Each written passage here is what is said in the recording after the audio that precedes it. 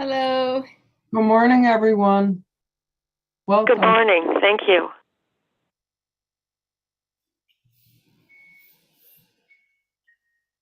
Dan, are you all set in there? I think so. Okay, good. Good. Now we're on, so that's good. And we are recording, Dan, also. Okay. And then the box cast and other stuff is automatically or It's already on. good. Okay. Oh, can you allow screen sharing for this computer?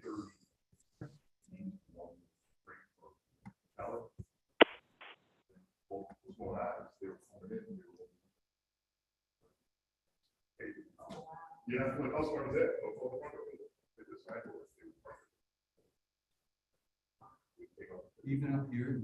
Oh, it was more up here. So, actually, like Friday, I don't target the feet, so.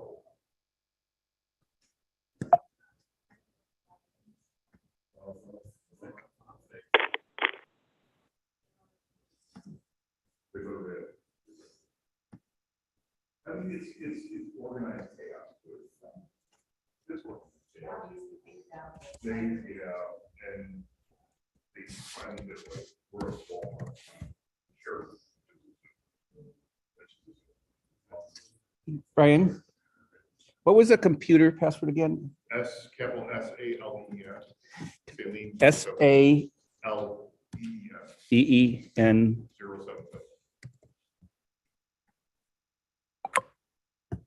So there's two of us there.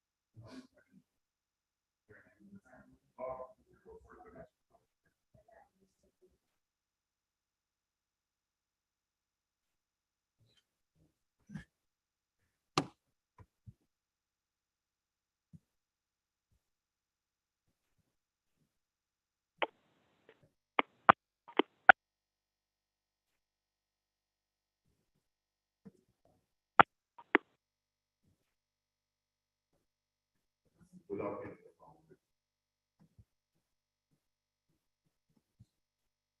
Without getting like out. Yeah. We just have.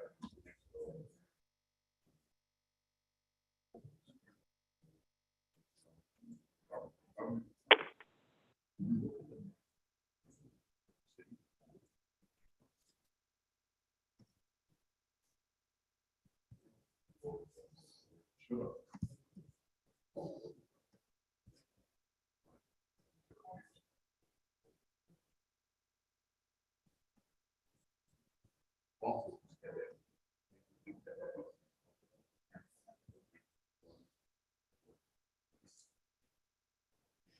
Joanne, what do you see on?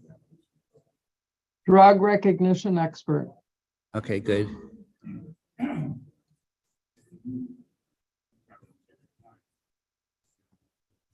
I see it, yeah. So let's stop sharing.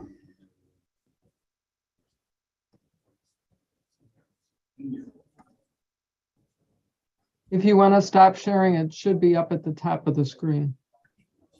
The top of the screen. Pause, stop share. Like again. Good. Okay. If anyone comes on, tell them we're busy eating. And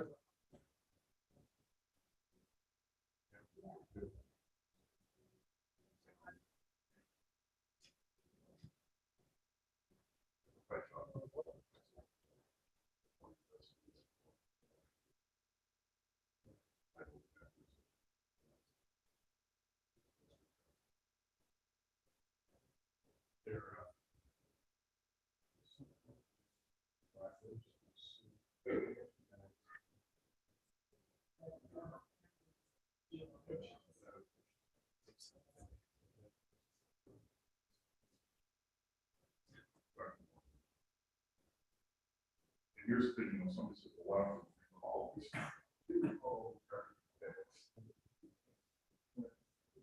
Well, one of their survivors is driving. So,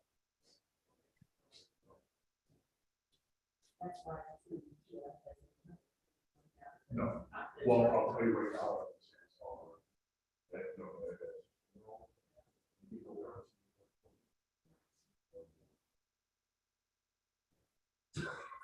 No, my buddy went and did all of those things. But I do.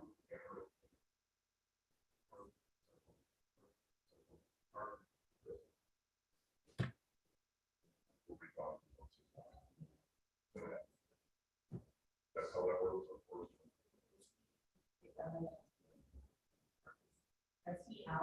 Oh, yeah, you guys are pretty sure.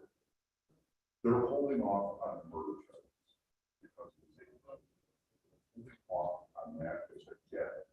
Please. And that's the whole reason. No, they weren't going to school. They weren't going to college.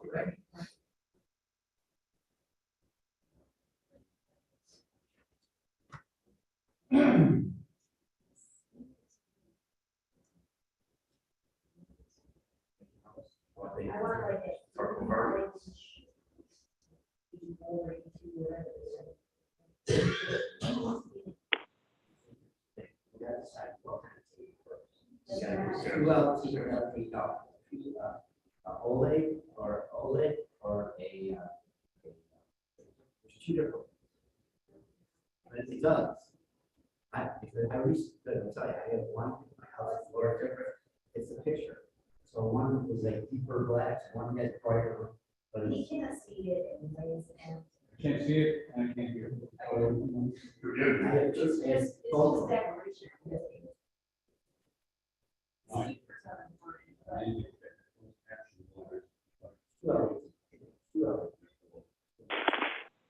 Well, OLED.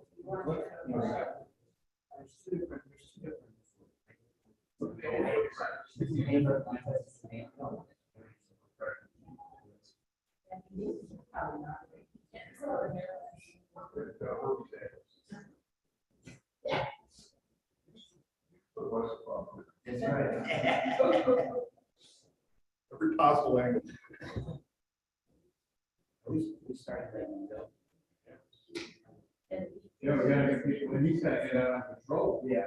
Or something. I know he doesn't. No, he doesn't.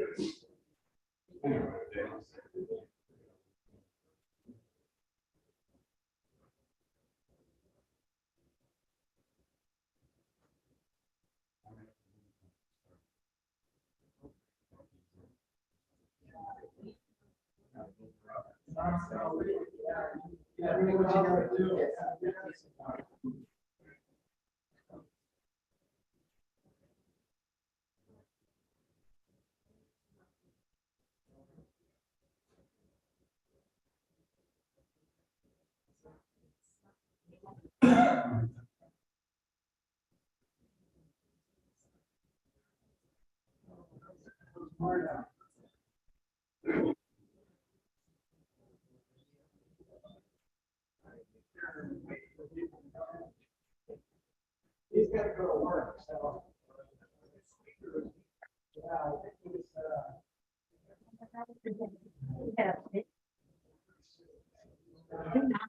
Unfolding, delivering the parts and looking for it.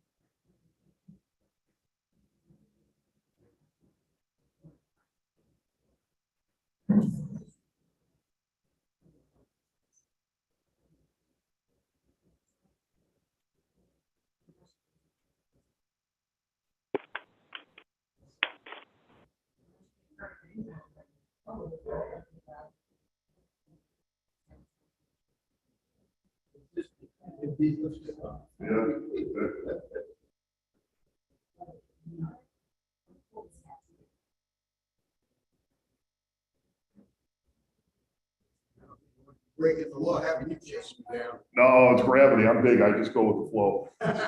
Gravitation. But you know what's funny though? They go after the big guys. So if me and somebody else show up on the scene. Yeah. Small, they gotta prove a point. Really? Yeah. That shows how stupid they are. It's always that way. Yeah.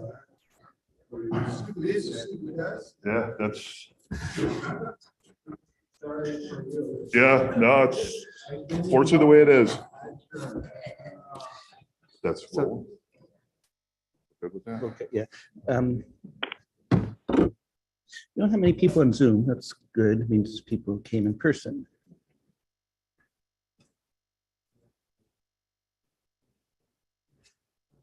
Now, how do I flip back and forth if I want to do the PowerPoint thing? I'm on Zoom. Who's that? Donna? It's Donna Paxson. I'm on Zoom. We see you and yeah, No, you don't. I'm on my phone. You don't. You see my phone maybe. yeah. I see a thing that says, the picture of a phone that says Donna Paxton. Oh, okay. I'm sorry. Okay. Yes, that's me. Good. Can you I see didn't us? want to be a secret. I didn't want to be a secret caller when I heard you talking about who was there. So I'm trying to identify myself. Thank you. Thank you. Yeah. So it's basically you and the cantor on Zoom. Okay. So, and we're a little behind schedule, so patience, please. People are still eating. I'm sorry. What did you say? We're a little behind schedule. Oh, that's okay. Good. What time do they expect I'll get going? We're trying to get people in to come in now. Thing was they can't. Oh, I we get had it. bagels, and they're not allowed to bring bagels in the sanctuary, so people are kind of trying to eat up. Right. I'm going to share here. And Donna, you see that now, the drug DRE slide? Are you talking to me? Yeah. No, And I she's can't see a on thing. the I'm on my phone. She doesn't see anything. She only hears what's going on. Yes. If it's not out there, Thank you, Joanne, for pitching in. I'm waiting for it too. I'm talking to him, Joanne, because he was saying something about a caller, and I thought he meant me, and I guess he did. So I identified myself, Joanne. CSS Men's Group.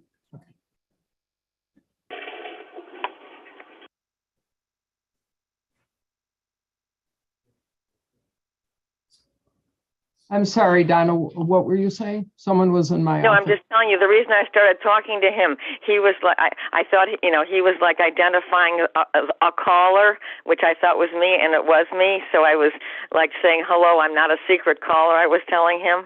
Oh, okay. And as he was talking about that he could see a phone or something, I heard him talking about I see a phone or whatever, something like that he said. So then I spoke up because I said, that's me. I don't mind. And I told him my name. I said, that's me. My name is Donna Paxson. I don't want to be a secret caller is what I told him. I'm just letting you know why I was talking to him. I wasn't just wasting his time. I was trying to identify myself because he was talking about that he saw a phone. Okay. So that's why I started talking. Introduce you.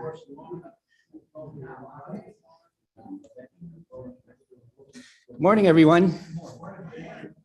Sorry about the delay, but it's a little tough because we can't bring food into here, so we have to have everyone finish eating before we can start in here. I'm glad everyone made it on the middle of a big storm with a blue sky today. Don't have any real announcements. We're not having a men's group meeting December because of scheduling. So next one will be in January. I don't know yet who it is, so I can't tell you, but there'll be someone in January and hopefully February, March, etc. Hopefully we'll be back on schedule now and have something every month. But glad all of you made it, and including the people on Zoom. So this is Officer Brian Kern of the Amherst Police Department. He's a traffic investigator. He's been with the force for 23 years. One of his specialties is he's a drug recognition expert. should tell us about. And he said he encourages people to ask questions as the talk goes on. Don't have to wait for the end. So here's There you Brian. go. And I'll just say, if you can stand here, then the, Oh, people can see. yes, if I you're- wander, so people can hear me though still, right? they can hear you. Okay, yeah, I tend to wander. It's just how I do things, but I'll, for the most part, focus over here. Good morning, everybody. My name is Investigator Brian Kern. I'm with the Town of Amherst Police. I'm starting year 24 in January. I am a traffic investigator, and what that means is I am that guy that writes a lot of tickets. So if I've gotten any of you, I apologize now. Todd's wife about 6 times now, but I got to let her go every time. And I deal with fatal or major injury accidents. So if you guys follow the news, there was a real bad one up on Kensington the other day, and there was a real bad one in Sweet Home. I don't know if anybody had heard about them, but they were really bad. I was at both. We reconstruct the whole scene. So we have something when it goes to court. We have a binder about that big. Our department is probably the most thorough when it comes to that in all of Western New York. We spend weeks on recreating a scene. That is my main job. I don't answer calls. So if you're fighting with your spouse, that's not me. So fight with your spouse, I will not show up. You're good. But for the most part, that is my job. I've been back there for about 6 years, but before that, I was a resource officer, which was the worst job I've ever had. You got to marry a school district and a police department. That's just a very hard job to do. So I was at Sweet Home School District. Is anybody Sweet Home here? No, it was just a hard job to do. It wasn't I wasn't cut out for it. And then I got promoted to doing what I do now, and I love it. So with that being said, there's a lot of sweeping changes that have been going on with the police over the past 3 years. George Floyd was an obvious issue, and it affected everybody in the United States. And I think you guys know that. We're dealing with a lot of these changes now. Police work as a total has completely changed. We are not able to do a lot of the things that we used to do. So the Amherst Police Department is pretty much going to more of a community policing aspect of policing. I don't know if you know that, but if anybody that follows us on Facebook, you'll see all the community relation things that we do throughout the town. It's never been that way. It is now. Does anybody have any questions on like what I'm talking about with the police reform that's kind of going on? Or do most of you guys know it? Go ahead. All right. I talked to Barry about this. We've talked kind of off the record. A few years back, there is something called bail reform. Have you guys heard of it? Basically, you cannot hold anybody anymore. So the problem with us as police officers, if we bring somebody back to the station, guess what? They're going right out the front door right away. They're gone. Doesn't matter what it is. And I said this, and I'm going to try my hardest. I'm not going to get into the politics of it at all because we're from all different cloths and cuts of life here. But basically, the thing that happened in Cheektowaga where the lady was shot in the car in front of her kids, should that have ever happened? No, never happened because he got arrested 2 days before. And guess where he should have been? In jail. But unfortunately, New York State will not do that anymore.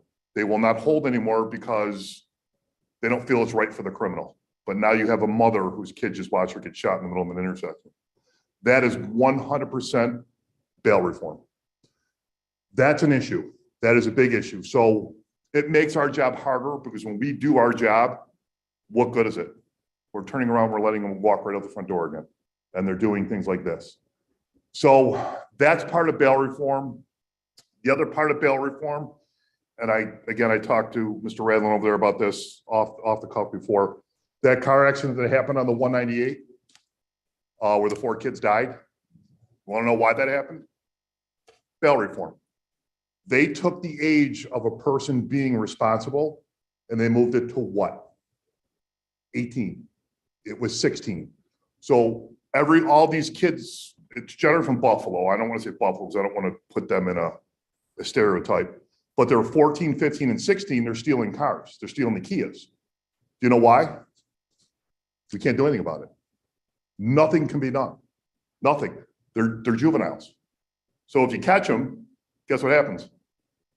You give them a little ticket and they're gone. That's the first problem. The second problem is if you do catch them, can you charge them? No. Third problem, they know that they can't be chased by the police, because what happens if we chase them and they get in an accident with you? We're getting sued. So we don't chase. Buffalo doesn't chase. Chihuahua doesn't chase. 3 shots against us right there. So when these kids steal cars, do you think they got away with it? 100%. And they know it. They're smarter than us. They know it. So all of these issues that are going on right now are because of bail reform. I'll go a step further. I don't know where this has happened, and let me know how you feel about this. Does anybody, young kid over there, and I'm going to say this, and I'm not going to get graphic about it, but this is part of bail reform. If a criminal breaks into your house, just completely torments your family, steals stuff, and he gets caught, okay? He gets a lawyer. That criminal and that lawyer have a right to go back into their house when it's trial time and recreate the whole scene. Are you going to let the criminal and that the lawyer back into your house? No. But guess what? Bail reform, you're allowed to go back into that house. You think that's fair? Bail reform. A little crazy, huh? Yeah, it's insane. It's insane what we're dealing with now. And thank God I'm starting year 24 because of all this, it's making people retire in droves because there's nothing that we can do anymore. And I don't want to sound like this is a sob story for the police, but our hands are tied. And what's slowly happening is criminals are having more rights than you citizens and us, the police, when we get them. It's sad, but it's where we're going. We just tried, it didn't work 2 weeks ago, and I'm not going to get into politics. So unfortunately, that's where we're going, and that's where this slippery slope is leading us to. I don't want to talk gloom and doom, but that is why our job is hard. If I can turn it back, kind of towards what I do, and I'm going to, hopefully facilitate some questions on this one. You guys know what a DWI is, right? Does anybody know anybody that got DWI? We all do. I mean, it's tens of thousands of dollars.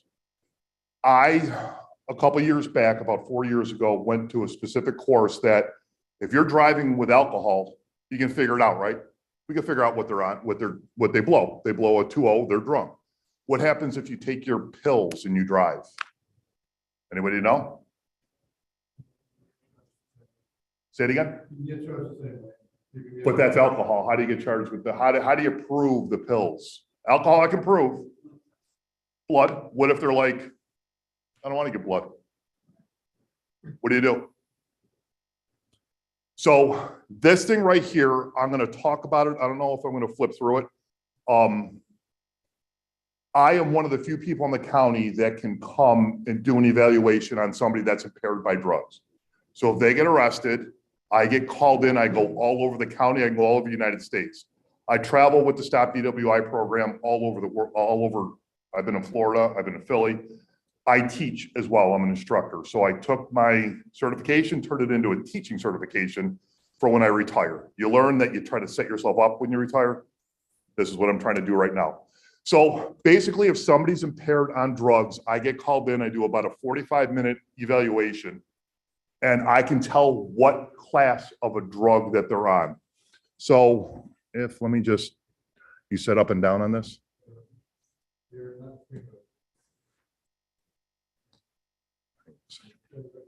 Yeah, no, I'm gonna move in a second. It won't catch it if I stand in front of it, is that what you're saying? I'm just gonna, there it goes. All right. Yeah, I just don't have a clicker, that's my problem. So with this being said, if somebody gets stopped, the other day I got called in for a girl sleeping behind the wheel. If she is 0 zeros on a box for alcohol, then what do you got? Some sort of drug, okay? So I can't tell that it's heroin. I can't tell if it's Suboxone. I can't tell if it's Xanax. I can tell a class. Drugs have different classes. I spent about 45 minutes with them. What is the one thing that is probably the easiest way to figure out if somebody's on drugs? What is the one thing you look at? I want you guys to tell me. Oh, say it loud, say it loud. Eyes. Eyes, 100%. Pupils are the biggest thing for us. And when I do these evaluations, the majority of the time, I am doing stuff with their eyes. I also take blood pressures. What happens when you're on a depressant? What happens to you're inside? They dump. What happens when you're on a stimulant? Like cocaine. You ever see somebody on cocaine? They're through the roof. They're up. Depressant's down. Those are the things that we use to figure out what the person is on. And it's binding. It will go to court and it is binding what I say. But guess what also could happen? Let's say somebody's not impaired. And I get there and I do a whole evaluation. I'm like, I don't know about this. Which happens. I've called 10 non-impaireds. Guess what I'm doing now? Now I'm going against the police officer that made the arrest. So it's kind of got a flip side to it where I could go the other way as well. So that's that end of my job. That's probably my most important job in the 24 years I've been there is the impaired drivers. Do you guys have any questions on that end of it? How many people? In 3 years, I've done 130 evals. That's only me. There's about 11 of us out there as well. So it happens all the time. I just did one on 2 days ago, Saturday. No, wait. What is today? Sunday? Friday, I did one, Friday morning. And it was a girl passed out on Frankhauser. You guys know where Frankhauser is. And she's from Lackawanna. When I asked her how she got out there, guess what? She goes, I don't even know why I'm in Amherst. That's how bad it is. But she was Suboxone. Do you guys know what Suboxone is? Suboxone curtails the heroin usage. Methadone's better, but Suboxone is what was used. That's what she was on. Suboxone and cannabis. Anybody know what cannabis is? Marijuana, old school marijuana. So you go ahead. So let's say that something happens, usually happens late at night. So is there a shift that you take? Is there another person that does it? You're the only person. I'm the only person. We're going to send 2 more in February to the school. The school's 2 weeks of sitting in a classroom. Then I flew to Arizona to do all my certifications out there. I was a week out in that Maricopa County jail. That sheriff, who was a crazy sheriff out there. Somebody say it. Is that what it is? If you say it close. But he would put on the Neil Diamond music and make them wear like pink outfits, and he was out of his mind. But we were at that jail, and it was an intake jail. So everybody out there was on drugs. So just to give you a kind of funny story about it, the first girl that came out that I had to do my eval on, there were 4 instructors watching me. If you get it wrong, guess what happens? They send you home. You're gone. So you've got to get it right. So I am like scared out of my wits. This girl comes out, her whole face is picked off. You guys tell me what she's on. Say it loud. You could probably come up and teach this class. You're getting on my. You're 100% right. Think about it though. Arizona, close to the border there. That's where all the meth comes from.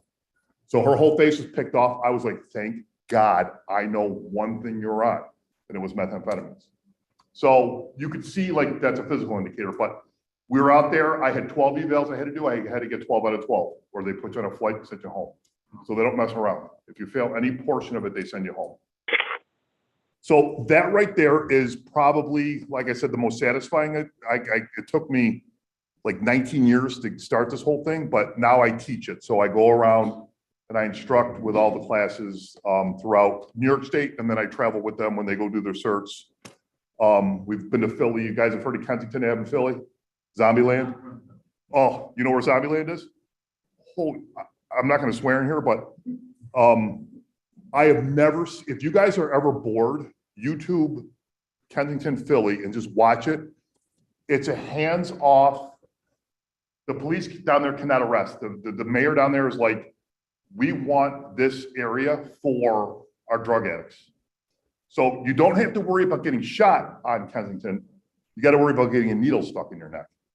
So you walk those streets, they know who you are. because we don't wear this stuff. We dress in regular clothes, but there's the police. So they will line up when they see us come outside of a clinic. They get $5, 5 cigarettes, and like a bag of chips. They're lined up right down the clinic doors. And the new recruits go in there and they got to do an eval on all these drug addicts. Well, they're shooting up right in front of you when you walk in. They're all shooting up right because they can. It's the craziest thing you'll ever see. One of the things that I took a picture of and I almost got, beat up for it. They said, don't take your cameras out because they don't like it. I was taking a picture of a guy that was sitting in the middle of like a sidewalk on a stool, and there was a line of people lined up for him. I was like, what is going on here? This is kind of neat. So I was kind of like, and I hear, hey buddy, I'm gonna stuff that camera in your ass. So I'm like, oh Jesus. So I put it away. I don't need to get beat up in Philly. And I come to find out, I walked over there later, they're paying this guy $5. He knows how to get into the neck veins, the jug, with needles. So what he was doing is they bring him a needle, he would inject the heroin into their jug because he could hit it. Most people can't. Try sticking a needle in your own neck, it ain't gonna work. So I thought that was kind of interesting. And it's not heroin down there anymore, guys. What do you think it is? Say it loud. Say it. Fentanyl. It's fentanyl, it's straight fentanyl now. And guess what fentanyl does to you? Kills you. So that's how like screwed up this area was down there.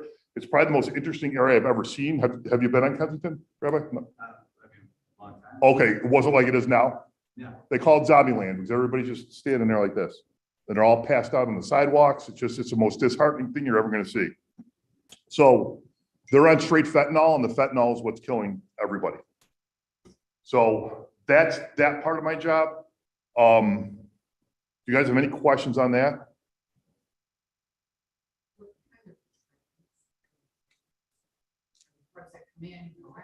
Are you saying town of Amherst? In general? Is it what? UB students are usually the high-end drugs. And I don't want to get into yes, I'm not going to get into like, when I started in 2000, it was crack cocaine. Crack cocaine was everywhere. You could sit on the motels. Anybody know where Main and Bailey is? Anybody know where Dunkin' Donuts is? Look right next door. Somebody got shot there the other night. That's the town of Amherst. Right next door is what? The motel.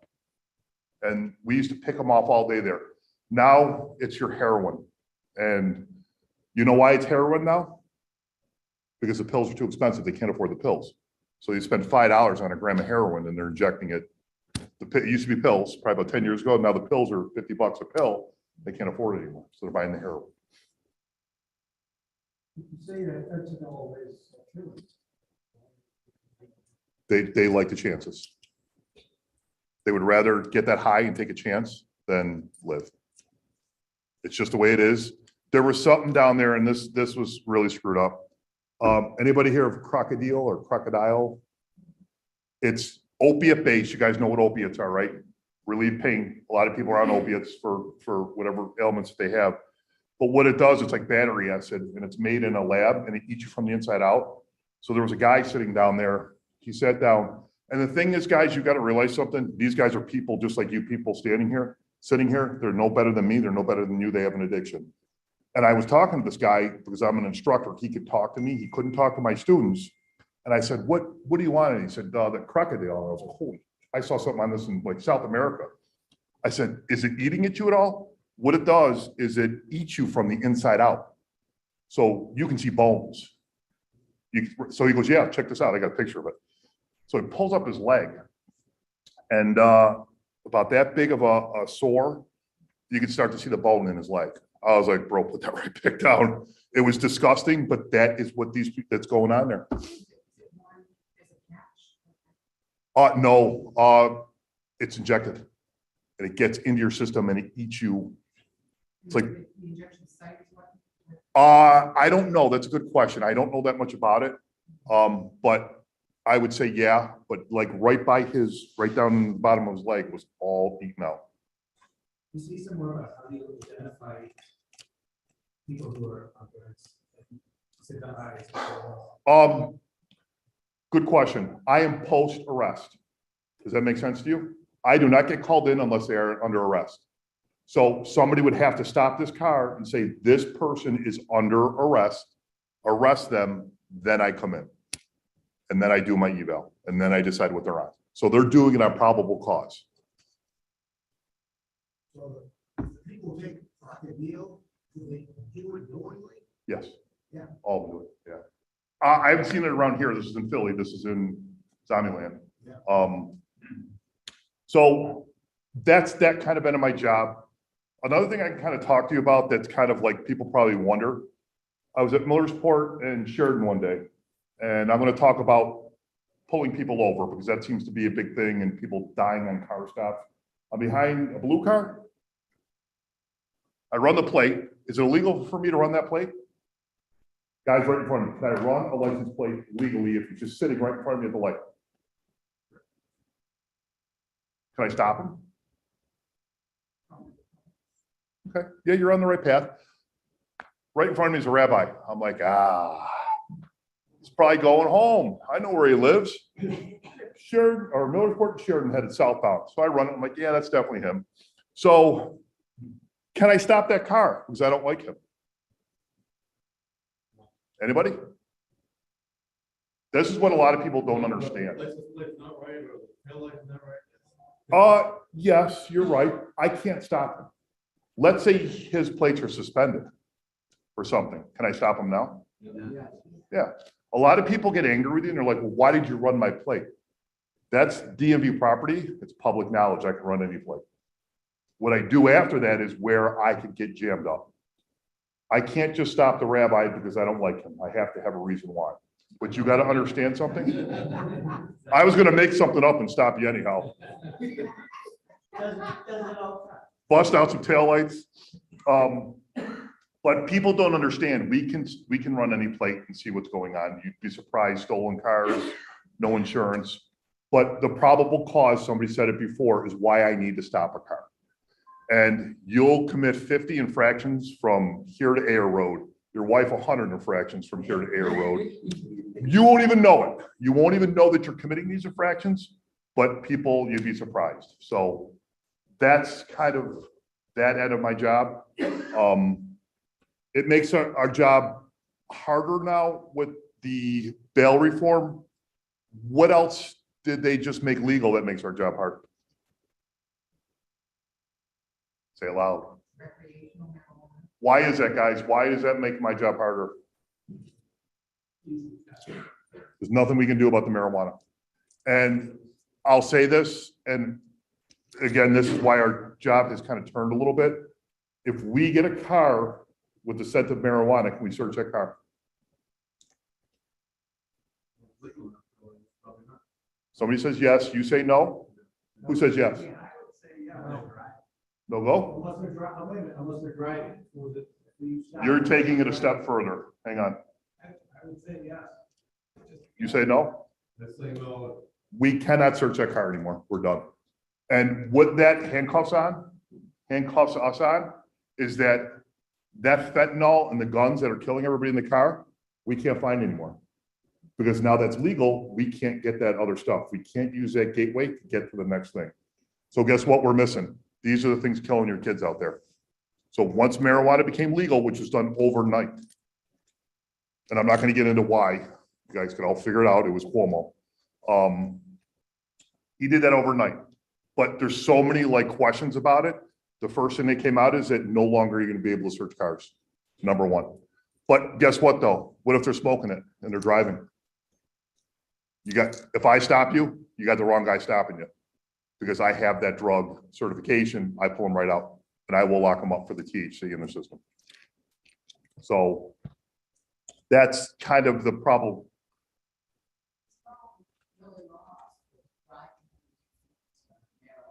Yes, there is. DWI. Just as much as if you're driving at a 2.0. 100%. So if you stop a car, smell marijuana, the driver's in the car, you can't put two together, say, smell of marijuana in the car. You were driving To do what? To pull them out or a search? for a search, because it's DUI. Not a sober test. You do a sober test? Say it again? You do a sobriety test on it? That's, yes, 100%. But you said that, how do you figure it out, or you can't arrest them? Can THC impair you? THC is the active ingredient in cannabis. Can that impair you? Yes. 100%. And the cannabis that's being used today, guys, we grew up, cannabis was X amount, like THC. It's almost 4 times the amount now, 5 times the amount now that we're seeing. When I get labs back from the county, they're through the roof with the THC in it. People say they drive better. You don't drive better. It's worse. It's just as bad as alcohol. Some of us watch, spend that time watching all this. I won't watch those for good reason.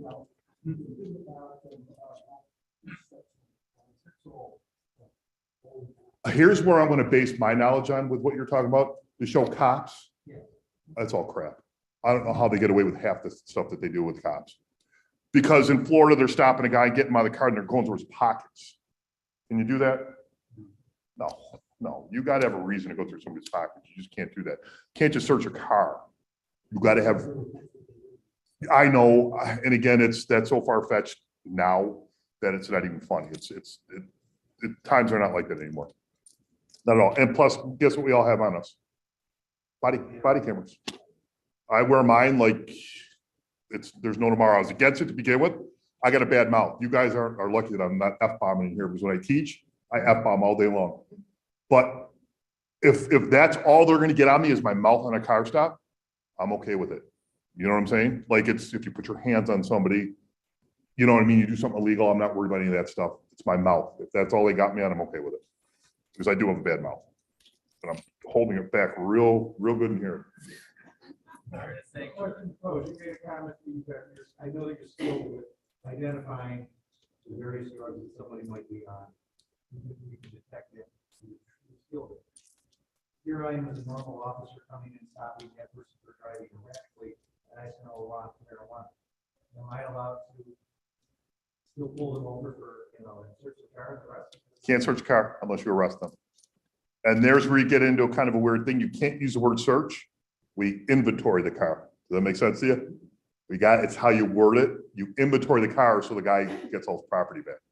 But if there's a pound of weed in there, is a pound legal? No. What's legal? 3 ounces?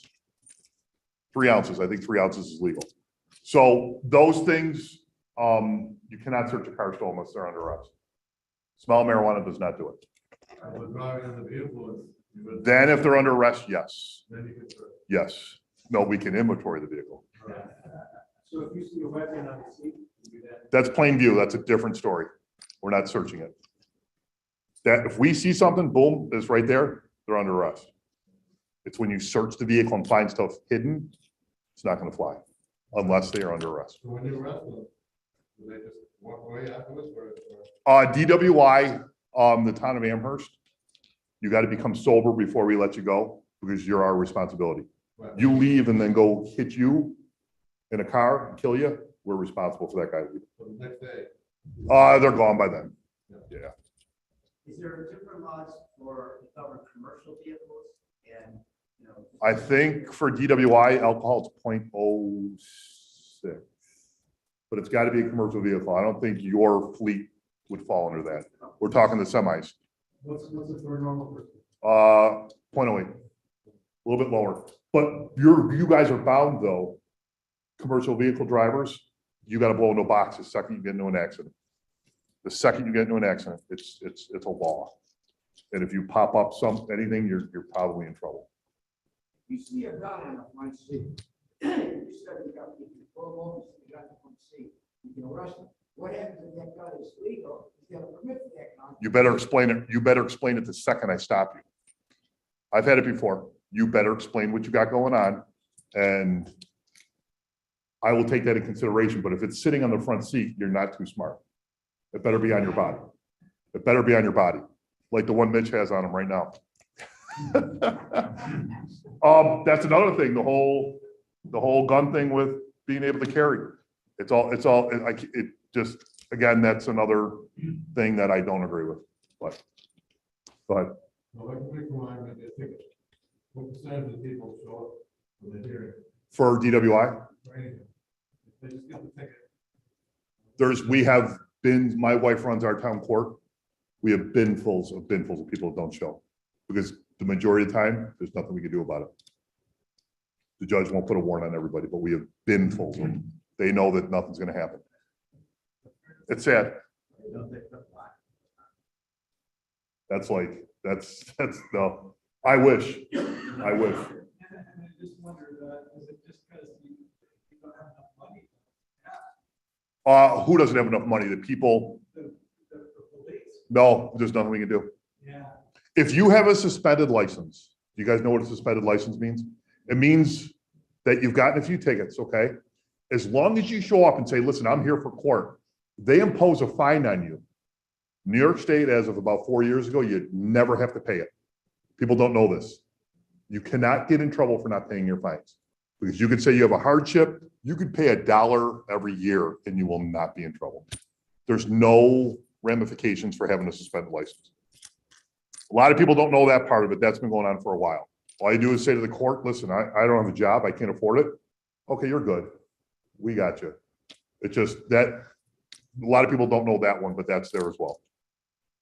Is it that some of these, most of the stuff that you're talking about.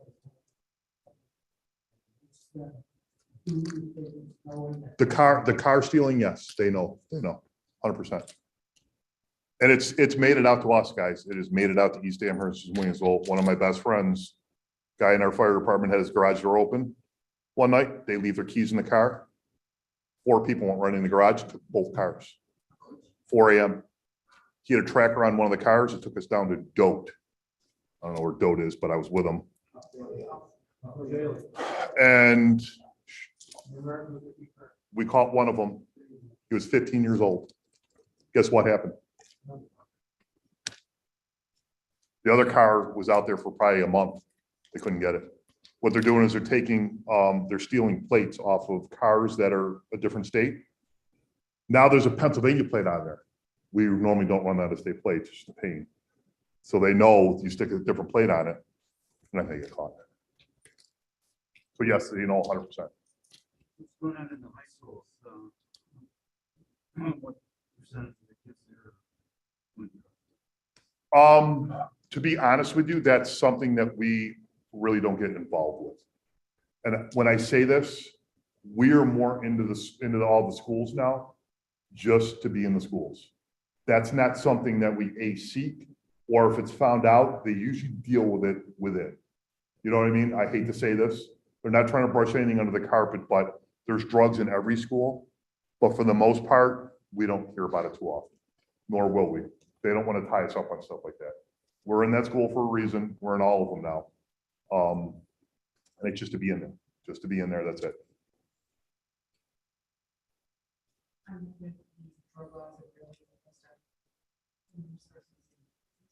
Sure. Sure. Me personally, I got contacted by a business. You're dead on with heavy machinery. When I do all my evaluations, they're law enforcement related. These places wanted to contract out with me, but here's the thing. Let's say I go in there and I'm like, hey, this guy's high on marijuana. Something like that can come back. They could sue the business saying, listen, I was fine. You know what I mean? This guy's full of shit. I was fine. You know what I'm saying? And I'm suing you for $3 million for I'm not high. So I got contacted about 2 years ago by a private investigator who wanted to hire me. And it's like lawyer stuff, like fees that they would have paid me. I'm like, yeah, I'll do it. But then when you look at all of it, I probably would have gone into like an LLC and get insurance just to cover myself. Right now, the police department covers me. You said that the cops are in all the schools. What is it exactly? All elementary, high school? Well, all of the high schools have an office for us in there, but they bounce from school to school. So Sweet Home's probably the biggest district in the town of Amherst. There's 7 total, I think, because we have Dexter and Tonawanda. They go all around. So it's not every single day there's a cop there. In the high, yes, you're correct. So if you take all the schools in each district, that's a lot. Because I think to pay them, the district's got to come up with $120,000. Yes, yeah. So Williamsville has one at Northeast, and south. But what's Mill Middle? Is that south? And then like Transit is east. So they pop into those lower schools and walk around. So, and I never experienced, I know very. I never, you know, what do they do? They just go in, what, they walk? They walk, that's it. I just started at Damon. Damon hired us over there, Damon University, now they're university. I just started over there and all they want us to do is be part of their community. But we're there in case the unthinkable happens. So are you there in capacity with the car? No car. It's off duty.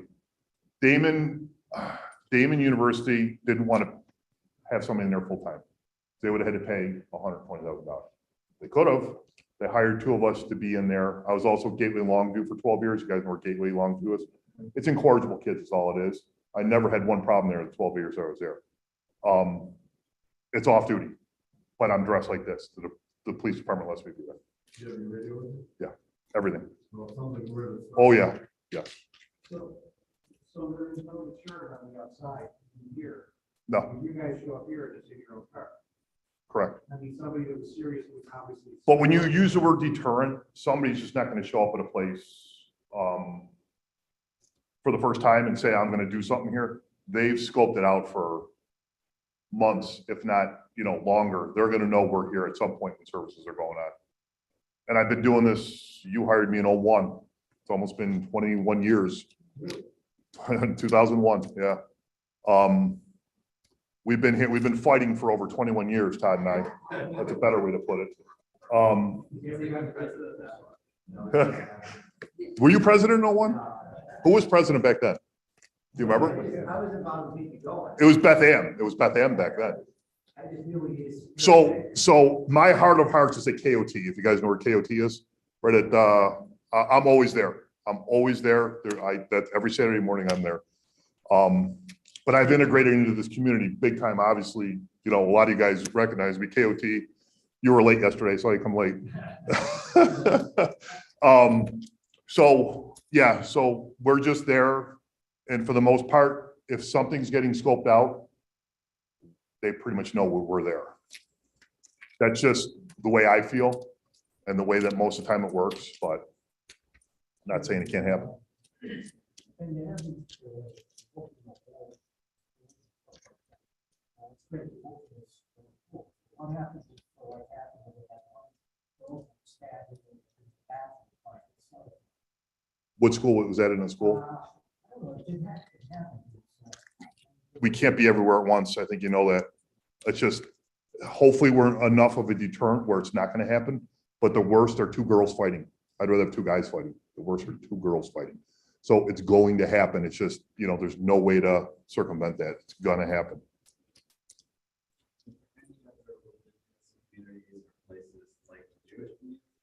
I'll laugh like jokingly. No, you guys are, and again, our police department, and I think, Todd, you know this, Mitch, you probably know this. Our police department, like anything that the Jewish community wants, we drop everything for. It's been like that for a long time now. And when Susan Damari got involved, we did a lot with her to get us to where we are now. And I'm spending a lot of time at the JCC now. They've had a couple threats that are dead on to, we are coming to your building. You guys don't know that, but we were there not too long ago. The FBI caught a threat, and there's one in Delaware too, I think. So we're integrated into the Jewish community big time. There's just one in New York. There was it a JCC? What was the- Was there? was that one of the synagogues? It was a synagogue. It was a service. And the real estate development. And a client of mine is looking to buy a church in Lackawanna. And there was a sign on their door that said, "The members of our congregation are armed." We should come and do the work. There's a rule, isn't there some- Yeah, they've overturned it twice now or something like that. I don't even know where it stands now. Can you carry in a religious institution now? I think right now. They're good. I think they just, About a month ago. yeah. It was decided by federal court last week. Law. So kids carrying and it's. This is a portion. The one, last week, Turn it over. here in Western New York. Moved that to be unconstitutional. So as of today. So stay on it, right? Now, field. Yeah. It is lawful to carry inside. Yeah. That by very nature of the term. You'd think. But Rabbi, get back to your question. We also work at St. Greg's a lot. St. Greg's Church up on, that's one of the biggest ones in New York State with like revenue and they're big. And I got Is that the one you cleared? no, St. Greg's is right next to the hospital. And then what's the one up on Cross Point? The chapel contacted me to go there because of this new law, and they never got back to me. I don't know what happened. They had one of their congregants that was armed. And then I think because of flip-flopping, they held off on us. But it was only for like 3 hours on a Sunday. It wasn't a lot. The Jewish community were all over the place at all times, so. Should we be educating other communities in this kind of thing? If they call for it, yeah, the JCC wanted us to do something for their building. They got a new security director over there. David Gordon, I think his name is. He's trying to get the wheels rolling to maybe get in there and talk to them. But again, that's a Jewish community. No, like Catholics, they really haven't contacted us at all for that. They just have us stand in front of the building. And the Muslims? I'm going to say this, and I don't want to sound rude. The Muslims don't. They've tried to have us there. They don't want to pay us to be there. And they want us on duty there. And it's like, we just can't give you 2 people on duty. It doesn't work that way. So I don't mean to sound rude to that faith, but they don't want to pay us to be there. So they have contacted us to do like an emergency drill. I think we've done those kind of things. But as for, they had a direct threat to their, it's a mosque, right? Is it a mosque? About 6 months ago, and they wanted us to stay, they wouldn't pay us to be there. Whereas if something goes down with any other, they call us, we work there off duty, we're standing there in uniform. So, I mean, I'm not trying to make fun of them, they just, Well, I mean, they've only been in Western New York. the one on Heim Road has been there a while. No, but I'm saying the Jewish community. Oh, yeah, I got you, yes. Well, I'm not trying to suck up, I do appreciate. Oh, thank you. Thank you. As much as you and I fight, that hits me right here. This is blood right here, just so you know. Todd and I, there's blood there, so. There's a constant coordination with all the other synagogues when this is going on. Who? If there's something that's going on, as you mentioned, with something with the Jewish Center. Everybody move on. Susan DeMari. Susan Damari is in charge of it, but certain things couldn't be released with the last one. They wouldn't even tell me everything, and there I am standing there. So there was an email that was sent, they wouldn't even send it to me. Because the young lad that ran the JCC, he had no idea what was going on, the security director. So I don't know what was going on with that, but we were there for 3 days.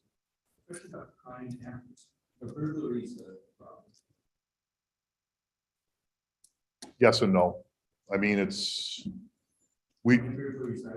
they're there, but it's just,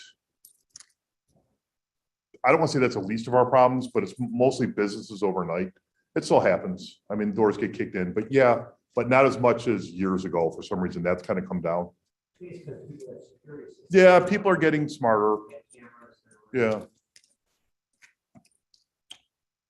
So yeah, that's like that in a nutshell. I mean, there's a million other things you could talk about, but that's pretty much my job in a nutshell. Does anybody have anything else? Oh, thanks. Hopefully I got under 5 years left, but we won't talk about that. Just if you had a wish that, I wish one thing would change in all. Bail reform. Bail. I don't know how much social media you guys look at, but you see it pop up every now and again. It's just, you guys pay taxes. You guys are citizens of the top. You guys want the right thing done. The right thing's not being done anymore. And it's sad, but I mean, what are we going to do? What are we going to do? I just hope it doesn't affect anybody. So wasn't the bail reform issue though more of a financial? termination. No, no. I'll put it in a nutshell. Criminals have rights too. Done. So, speed, we're supposed to be a speedy trial, but we don't know, there's no such thing as a speedy trial. If they try to press it within a week. They're, how they go with. they're letting them go. They don't want to deal with it, unfortunately. But, sir. And a couple of duplexes at the Sweet Home, Uh-oh, not in Mooney Acres, is it?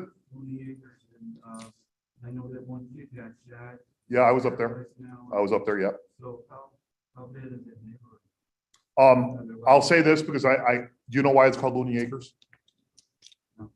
Ah, the guy who developed that whole area, his last name was Looney. Nobody knows this. Years, like, is it in the 60s? When were those houses built? Yeah. 60s-ish? Early 70s. I lived on Pheasant Run going to college, so I can make fun of myself. Looney Acres has turned in from a college party area. There's a lot of gangs back there now. Specifically on Fair Green, where the kid got shot by an automatic rifle. And what's the other bad one? Glen Haven. You own them on there?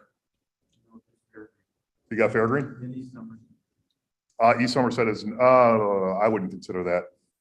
That's detached, if you will. That's closer to Niagara Falls Boulevard. It's the area of Pheasant Run, all back there. The Sunders Diamonds over there. Yeah, we played softball there. So what exactly was your question? Is there crime back there? How big is that neighborhood? It's bad. It's bad. I I wrote, talked to one guy, and he said that he came home one night and next door neighbor hit a guy over the head with a hammer. Yeah. Police were there. I have a friend that was back there that teaches at Gateway Longview. They've been trying to move they have 2 young kids and they lived right on Fairgreen, right in the high numbers where that shooting took place. She's like, I can't believe this is going on. And then there was another shooting, like 2 nights later. Same place, nobody knows about that. I think it was a handgun. They thought it was retaliation. So there's crime out there. It's definitely out there. Was there gangs going on Yeah. there? There's 3 people in the town that I said are going to be dead one day when I first got hired. 2 of them have died. One lived on Glen Haven, the other one lived on, might have been Fairgreen or Vine, one of those 2. They both wound up dead. And I knew it was going to happen. Like we kept dealing with them, like these 2 dudes are going to die. Oh, yeah, Fair Creek, they shot the wrong person. Like, it's paralyzed. Yeah, the kid's paralyzed. Yeah, they did shoot the wrong person. What about that area, the staff on the right? Close to, everyone, was it Allen? Oh, Allenhurst?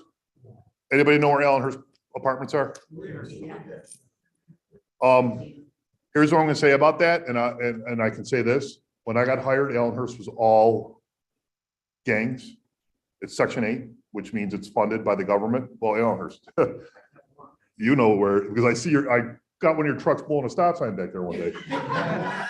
And the best thing about it was I saw the TLS landscape truck coming. I'm like, he's gonna go through that stop sign. I took a picture of it blowing the stop sign. I sent it to him. He goes, oh, they didn't blow the stop sign. I'm like, get out of here. So, He was playing with the evidence. After they went to the stop. so I can say this about Allenhurst, it's diversified now. It's more Muslim, Indian. We don't go back there at all anymore. That turned a corner big time. It was a nightmare for us when I got hired 20-something years ago. We're never on that street anymore. It's very rare, which is good. Is the community interested in the issue itself or what? I just think it slowly has turned into a community it's very integrated. There's all walks of life back there and we're not back there at all anymore. My biggest concern about Allenhurst, has anybody drove down Allenhurst in the summer? Yeah. What I'm worried about is a kid walking out in the street because it's so narrow and getting hit by a car more than a shooting on Allenhurst. Not saying it can't happen, but Allenhurst has turned the corner big time. Which one? Princeton, yeah, same concept, just a little bit more east of there.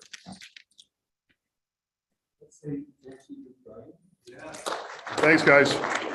This would have taken too long to go through, so I just kind of talked about it. It's still, I think it's still legal, so 1 second. No pressure coming here this time. Sure. Thank you. Todd, I'll be waiting for you when you hit Sheridan Drive. Yeah, I know.